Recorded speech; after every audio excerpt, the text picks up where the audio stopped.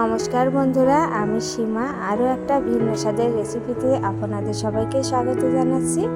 তো এই তো আজকে মোচার চপ করব। তো মোচাগুলো আমি কেটে নিচ্ছি।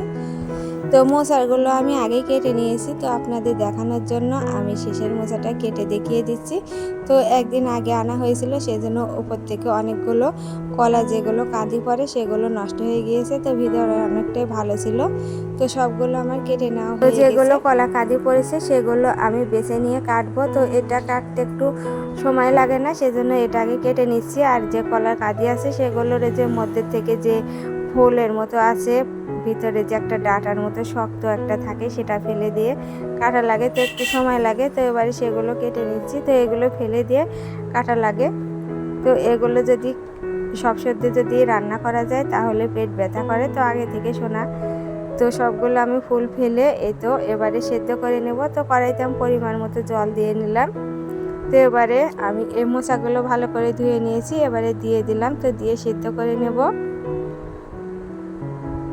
তো এবারে ঢাকা দিয়ে আমি আধা ঘন্টার মতো সেদ্ধ করে নিয়েছি। এতে আলু দিয়ে দিয়েছি কয়েকটা। তো মোচাগুলো সেদ্ধ হয়ে গেছে, এবারে আমি ঢেলে নেব। তো আমি ঢেলে ঠান্ডা করে নিয়েছি, এবারে মোচাগুলো আমি বেটে নিচ্ছি।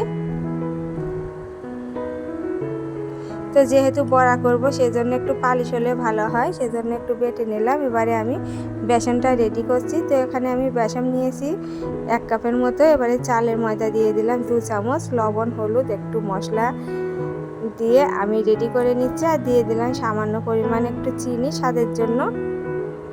তো এবারে অল্প অল্প জল দিয়ে আমি বেসনটা গুলে নেব। তো ভালো করে গুলে নিব এবং ফেটিয়ে নিব একটু। তো বন্ধুরা, আমার আজকের এই মোচার চপের রেসিপিটা যদি আপনাদের ভালো লেগে থাকে, প্লিজ আমার আজকের এই ভিডিওতে একটা লাইক করে দেবেন এবং সাবস্ক্রাইব করে আমার চ্যানেলের পাশেই থাকবেন। আর যারা ফেসবুক থেকে দেখছেন আমার আজকের এই মোচার চপের রেসিপি, তো লাইক এবং ফলো দিয়ে দেবেন। আপনাদের একটা লাইক আমার পরবর্তী ভিডিও বানাতে উৎসাহিত করে এবং ফ্যামিলি ফ্রেন্ডের সাথে আমার আজকের এই রেসিপিটা শেয়ার করে দেওয়ারও অনুরোধ জানাচ্ছি। তো আমি একটু 5 ফোড়ন দিয়ে কাঁচামরিচ দিয়ে এই মোচাটা একটু রান্না করে নিলাম লবণ আর হলুদ দিয়ে। তো একটু এভাবে নেড়ে চেড়ে একটু রান্না করে নিলাম। আর ফোড়নে একটু দারচিনি দিয়েছিলাম। তো এবারে নামিয়ে নিলাম, তুলে নেব থালে।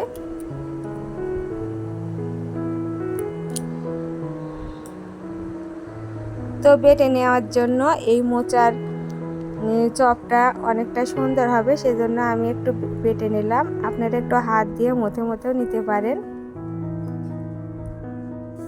তো আমি চপের আকারে সবগুলো করে নিয়েছি। এবার কড়াইতে আমি তেল দিয়ে নেব, কড়াইটা গরম করে নিয়ে।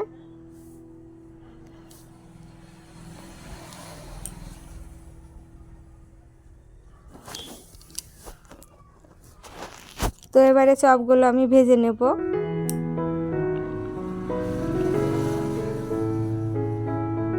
তো বেসনের ব্যাটারের মধ্যে ডুবিয়ে আমি এই মোচার চপগুলো সব একে একে ভেজে নেব। তো কড়াইতে আমি বেশি তেল দেই, অল্প পরিমাণে তেল দিয়েছি এবং চুলার জালটা আমি কম করে দিয়েছি। যদি বেশি জাল থাকে তাহলে এই মোচার চপগুলো পুড়ে যাবে, ভেতর থেকে ভাজা হবে না, সেজন্য আমি মিডিয়াম করে রেখেছি চুলার জালটা।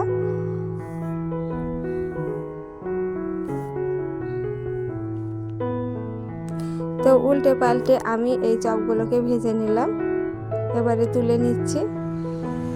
তো পরে যে চপগুলো আছে সেগুলো ভেজে নিলাম। তো আমার আজকের এই মোচার চপের রেসিপিটা আপনাদের কেমন লাগছে কমেন্টে জানাবেন। তো আমার পরেরগুলো ভাজা হয়ে গেছে, এবারে তুলে নিলাম। এরকম নিত্য নতুন রেসিপি পেতে অবশ্যই আমার চ্যানেলের সাথেই থাকবেন এবং সাবস্ক্রাইব করে রাখবেন। সে পর্যন্ত সবাই ভালো থাকবেন, সুস্থ থাকবেন। নমস্কার।